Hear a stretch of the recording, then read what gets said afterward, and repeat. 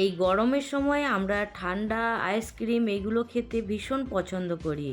আর মন করলেই বাজার থেকে কুলফি, আইসক্রিম এগুলো নিয়ে চলে আসি। আজকে আমি আপনাদের সঙ্গে শেয়ার করব মটকা কুলফির রেসিপি। নমস্কার, কেমন আছেন সবাই? আশা করছি সবাই খুব ভালো আছেন, সুস্থ আছেন। মৌসুমী রকমারি রান্নাতে আপনাদেরকে আবারও একবার অনেক অনেক স্বাগত। প্রতিদিনের মতো আজও একটা দুর্দান্ত রেসিপি নিয়ে চলে এলাম। দেখতে পেয়ে গেছেন, আজকে আমি কুলফির রেসিপি নিয়ে এসেছি, আর কোনো রকম মোল্ড ছাড়াই। আর আমি বানিয়েছি মটকা কুলফি।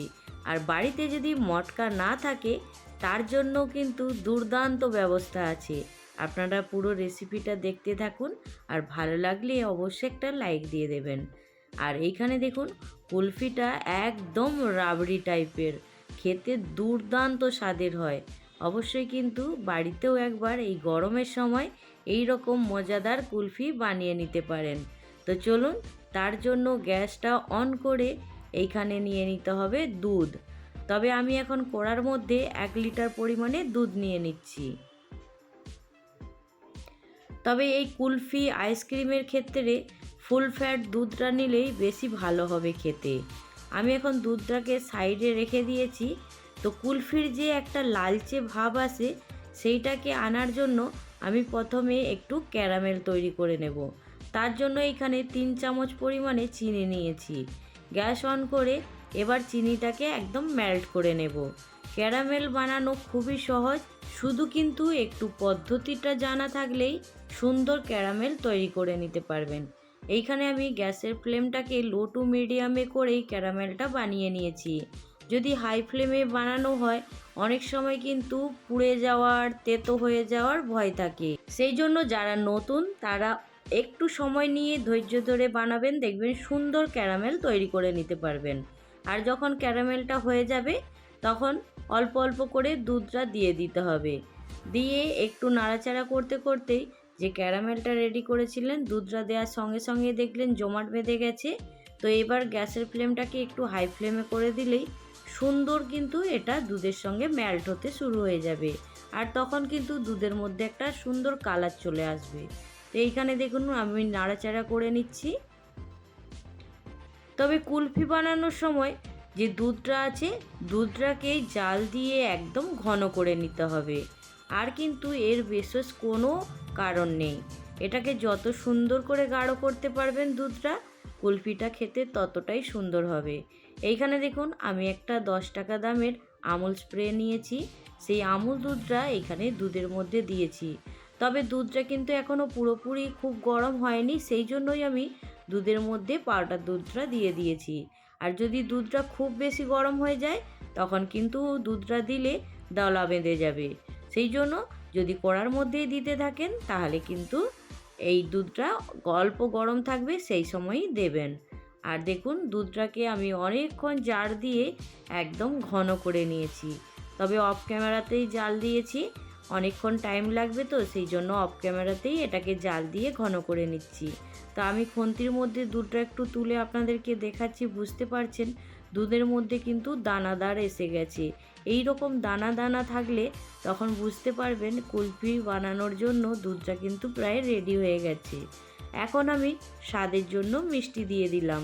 তো মিষ্টি স্বাদটা অবশ্যই কিন্তু আপনারা আপনাদের পছন্দ মতন কম বেশি করে নেবেন। তো এইখানে দেখুন চিনিটা দেওয়ার পরে দুধটা কিন্তু আবারও একটু পাতলা হয়ে যাবে। তো আরও কিছুক্ষণ জাল দেব, আর দুধটাকে আরও একটু ঘন করে নেব। তো এইখানে দেখুন বন্ধুরা, আমি নিয়েছি কাঠবাদাম আর কাজু বাদাম। এইখানে খুব ছোট্ট ছোট করে আমি কুচিয়ে নিয়েছি। আপনারা চাইলে এটাকে কিন্তু মিক্সিতে একদম গুঁড়ো করে নিতে পারেন। তো এইখানে দেখুন আমি সব কিছু দিয়ে খুব ভালো করে এখন দুধের সঙ্গে 2 মিনিট ফুটিয়ে নেব। তাহলে বাদামগুলো একটু নরম হয়ে যাবে, আর দুধের সঙ্গে মিশে গেলে এর স্বাদটাও কিন্তু দ্বিগুণ হয়ে যাবে। এইখানে দেখুন দুধটা কিন্তু অনেকটাই ঘন হয়ে গেছে, তা আপনারা দেখে বুঝতেই পারছেন। তবে এটা যখন আরেকটু ঠান্ডা হবে, তখন কিন্তু আরও ঘন হয়ে যাবে। 3টে এলাচ নিয়েছি, ছোট এলাচ। এটাকেও খুব ভালো করে গুঁড়িয়ে নেব। গুঁড়িয়ে নেওয়ার পরে তারপরে দেখুন এইখানে দুধের মধ্যে দিয়ে দেব। তো দেখতে পেয়েছেন বন্ধুরা, কুলফি বানানো কিন্তু খুবই সহজ। শুধু একটু চেষ্টা করলেই যে কেউ বানিয়ে নিতে পারবে। তো আমি এখানে এলাচ গুঁড়োটা দিয়ে দিয়েছি, দিয়ে এবার খুব ভালো করে দুধের সঙ্গে মিশিয়ে নিয়েছি। তো এইখানে আমি 2 থেকে 3 মিনিট আরেকটু জাল দেব, জাল দিয়ে দুধটাকে একটু ঘন করে নেব। আমি আগেই বলেছি দুধের মধ্যে যতক্ষণ না এই রকম দানা দানা আসে ততক্ষণ কিন্তু দুধটাকে একদম ফুটিয়ে জার করে নিতে হবে, ঘন করে নিতে হবে। তো এইখানে সুন্দর করে আমার দুধটা একদম ঘন হয়ে গেছে। এবার গ্যাসের ফ্লেমটা বন্ধ করে দেব। বন্ধ করে এখন অপেক্ষা করব এটা যতক্ষণ না পর্যন্ত সুন্দরভাবে ঠান্ডা হয়ে যায়। এইখানে দেখুন বন্ধুরা, দুধটা কিন্তু সুন্দর ঠান্ডা হয়ে গেছে। আর ঠান্ডা হয়ে যাওয়ার সঙ্গে সঙ্গেই দুধটা দেখুন অনেকটাই কিন্তু ঘন হয়ে গেছে। আর ঘন হয়ে গেছে বুঝতে পারছেন। এবার এইখানে আমি এইটাকে মটকার মধ্যে ঢেলে নেব। তো মটকাটাকে সুন্দর একদম পরিষ্কার করে ধুয়ে রেখেছিলাম। এবার এর মধ্যে আমি অল্প অল্প করে দুধ দিয়ে দেবো।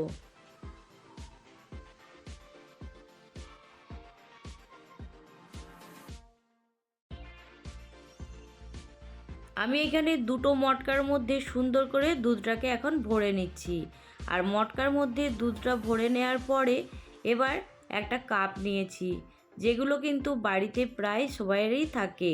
মটকাটা সবার বাড়িতে নাও থাকতে পারে, সেই জন্য বাড়িতে থাকা কিছু পাত্র নিয়েছি, কাপ নিয়েছি, গ্লাস নিয়েছি, আর তার সঙ্গে একটা মাটির বাটি নিয়েছি। দেখুন এবার সুন্দর করে দুধটাকে সবের মধ্যে দিয়ে দিয়ে একদম ভরে নিয়েছি। এবার এইখানে অ্যালুমিনিয়াম ফয়েল নিয়েছি, নেয়ার পরে খুব ভালো করে মুখটাকে এখন সিল করে নিচ্ছি। তাহলে বাইরের হাওয়াটা আর কোনো রকমভাবে ভেতরে যাবে না, আর ভেতরের মধ্যে কোনো রকম আইস জমা হবে না। তো এইখানে দেখুন সুন্দর করে সব কিছু একদম মুড়ে ফয়েল দিয়ে মুখগুলোকে রেডি করে নিয়েছি। এবার আমি 6 থেকে 7 ঘন্টা ফ্রিজারের মধ্যে রেখে দেব। তো এইখানে সারা রাত আমি ফ্রিজারের মধ্যে রেখে দিয়েছিলাম। এবার সকালবেলা দেখুন কুলফিটা একদম জমে গেছে, আর দেখতেও কিন্তু অপূর্ব সুন্দর লাগছে।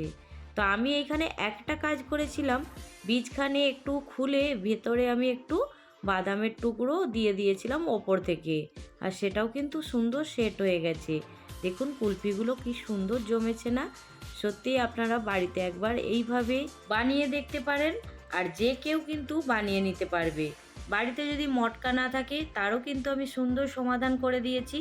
বাড়িতে কোনো ছোট গ্লাস আর কাপ থাকলে তাতে করেও কিন্তু এই মটকা কুলফি বানিয়ে নিতে পারবেন। আর এইখানে দেখুন আমি সুন্দর করে সবগুলোকে একদম খুলে দেখিয়ে দিলাম, আর সত্যি কিন্তু দুর্দান্ত স্বাদের হয়েছিল কুলফিগুলো। আপনারা বানালে বুঝতে পারবেন। তো এইখানে আমি এখন আপনাদেরকে একটু কেটে দেখিয়ে দিচ্ছি। তবে আজকের রেসিপি আপনাদের কেমন লাগলো জানাতে ভুলবেন না, আর ভালো লাগলে অবশ্যই একটা লাইক দিয়ে দেবেন। আজকে যারা প্রথম আমার চ্যানেলে ভিজিট করছে, এই রেসিপির কোনো অংশ যদি ভালো লাগে অবশ্যই আমার চ্যানেলটা সাবস্ক্রাইব করে পাশে থাকবেন। তো আজকের রেসিপি এখানে শেষ করছি, পরবর্তী রেসিপি নিয়ে খুব তাড়াতাড়ি দেখা হবে। সবাই ভালো থাকবেন, সুস্থ থাকবেন, বাই।